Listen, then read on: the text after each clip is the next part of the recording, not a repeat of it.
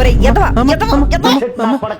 ఎన్నిసార్లు చెప్పాను రా ఎవరైనా తోయడానికి వస్తున్నప్పుడు పక్కకు జరగమని. అమ్మ పాపమమ్మ, అలా జరిగితే పడిపోతారు వాళ్ళు. పాపం అనుకుంటే నువ్వు పాపమై పైకి పోతావురా అయ్యా. ఈసారి కరెక్ట్ గా చెయ్యి. పెళ్లి చూపుల్లో ఏం అడుగుతావు చెప్పురా. నీకు వంటొచ్చా? పెళ్ళయ్యాక జాబ్ మానేస్తారు కదా, పిల్లలకి మాత్రం 1-2 years గ్యాప్ వద్దే, వెంటనే ఒరే ఒరే 90s నా కొడక, 90s నా కొడక. ఎవరు ఉన్నాడో లేదో అడుగురా. పిల్లల దాకా పోయావేంటరా? పిల్లల దాకా నువ్వు ఇట్లనే ఉంటే ఫస్ట్ రోజే కప్పెట్టేస్తుంది నిన్ను 90s నా కొడక. సడన్ గా ఇలా డ్రింక్ ఇస్తే నువ్వేం చేస్తావురా? అరే ఏంటి నా కొడక, కుడి తాగినట్టు ఆ తాగడమేందిరా? మరి ఏం చెయ్యాలి?